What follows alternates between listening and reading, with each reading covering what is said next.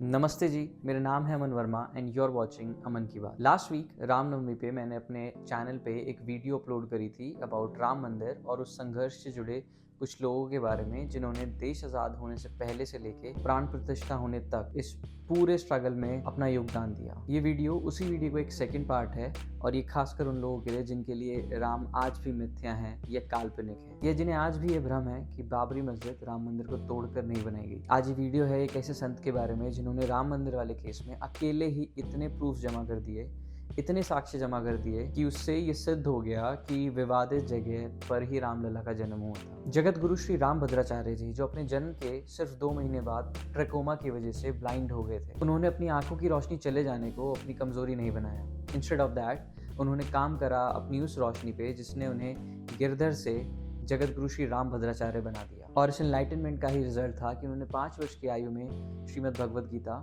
और 7 वर्ष की आयु में रामचरितमानस के सारे श्लोक कंठस्थ कर लिए। इन 2003 इलाहाबाद कोर्ट ने राम मंदिर के उस विवादित जगह पे होने के साक्ष्य शास्त्रों में मांगे, तो श्री रामभद्राचार्य जी ने रिस्पॉन्सिबिलिटी ली और एक के बाद एक ऐसे ऐसे साक्ष्य कोर्ट में जमा किए कि अगले 7 दिनों तक वो रोज गवाही देने के लिए इलाहाबाद कोर्ट जाते रहे। कहते हैं वो जिस समय इलाहाबाद कोर्ट में गवाही देने जाते थे उस टाइम वो पूरा कोर्ट रूम हाउसफुल हो जाता था उनकी गवाही सुनने के लिए। नाउ विदाउट वेस्टिंग एक भी minute, let's start the part जहाँ पे will be talking about the proofs. Ramcharitmanas के उत्तरकांड के 5वें दोहे की 5वीं पंक्ति में प्रभु श्री राम कहते हैं, जन्मभूमि मम पुरी सुहानी, उत्तर दिशि बह सरजू पानी। जिसका मतलब है ये सुहानीपुरी मेरी जन्मभूमि है, इसके उत्तर दिशा में पवित्र सरयू नदी बहती है। जब कोर्ट में एक जज ने उनसे पूछा कि क्या सबूत है कि रामलला का जन्म उस विवादित जगह पर ही हुआ था, तो उन्होंने बताया कि शास्त्रों में, वेदों में एक नहीं कई बार श्री राम और उनकी जन्मभूमि का उल्लेख किया गया है। अथर्ववेद के दशम कांड के 31वें अनुवाद के 2वें मंत्र में भी इसका प्रमाण है। अष्टचक्र नवद्वारा देवानाम पुरयोध्या, तस्याम हिरण्य कोशः स्वर्गो ज्योतिषावृतम। 8 चक्रों वाली 9 द्वारों वाली वो देवताओं की पूरी अयोध्या है जहाँ मंडप के आकार का सोने का भवन है और उसी स्वर्ण भवन में रानी कौशल्या के पास भगवान राम अवतरित हुए थे।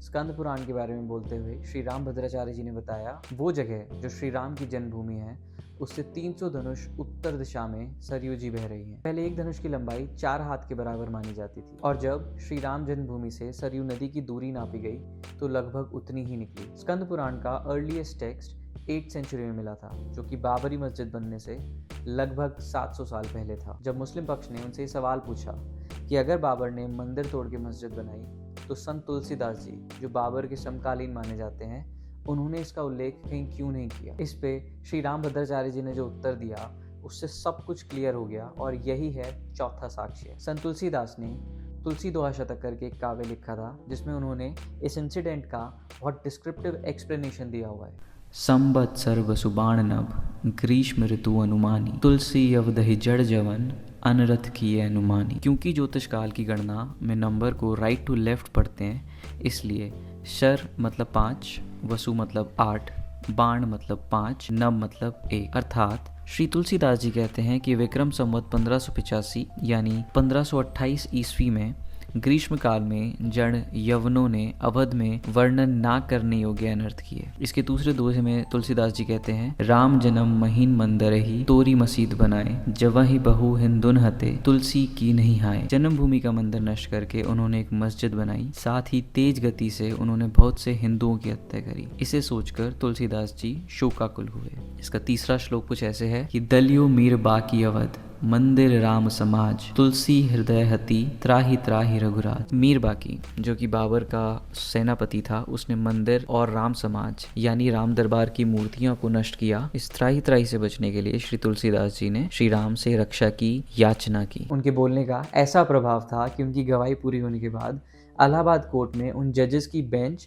जो राम मंदिर के केस को हैंडल कर रही थी, उसमें से मुस्लिम जज ने बोला, sir you are a divine power. इसके अलावा भी श्री रामभद्राचार्य जी ने वेदों में से, शास्त्रों में से, ग्रंथों में से इतने प्रूफ दिए कि उसके बाद ये सिद्ध हो गया, ये प्रूफ हो गया कि विवादित जगह पर ही श्री राम का जन्म हुआ था। अब एक चीज़ जो आपको शायद पता नहीं होगी या अगर पता भी होगी तो आपने कभी उस चीज़ पर ध्यान नहीं दिया होगा। जब इस वीडियो के लिए रिसर्च करते हुए मुझे इस चीज़ का पता लगा तो मैं भी सरप्राइज हुआ था। When I was reading about Shri Rambhadracharya ji तो मुझे पता लगा वो वशिष्ठ गोत्र के ब्राह्मण हैं। अपने शिष्य के होने की गवाही, अपने शिष्य की एग्जिस्टेंस की गवाही के लिए गुरु ने अपने अंश को ही भेजा। Why am saying this is because अगर आपने कभी रामायण पढ़ी या देखी होगी तो आपको याद होगा कि वशिष्ठ जी ही श्री राम और रघुकुल के गुरु थे और श्री रामभद्राचार्य जी उन्हीं वशिष्ठ जी के कुल से हैं। एएसआई ने जब श्री रामभद्राचार्य जी के दिए हुए सबूतों को वैलिडेट करना शुरू करा तो 441 सबूत जो श्री रामभद्राचार्य जी ने कोर्ट में जमा करे थे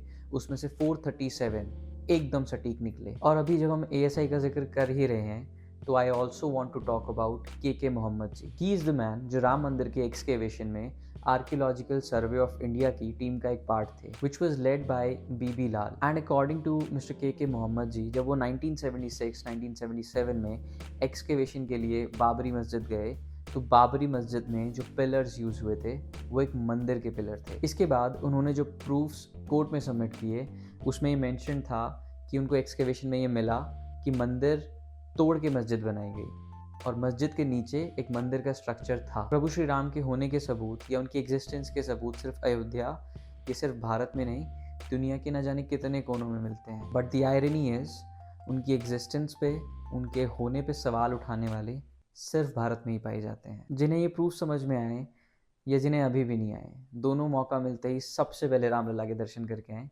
क्या पता उसके बाद थोड़ी सी बुद्धि खुल जाए। तो आज के लिए यहीं तक रखते हैं guys. Thank you so much for watching this video till here. Please subscribe it. अच्छी लगी तो शेयर करना, लाइक करना, कमेंट करना। इसका फर्स्ट पार्ट मेरे चैनल पे अवेलेबल है, आप वो भी जाके देख सकते हैं। मैं मिलता हूँ आपसे नेक्स्ट वीडियो में, तब तक के लिए सियावर रामचंद्र की जय।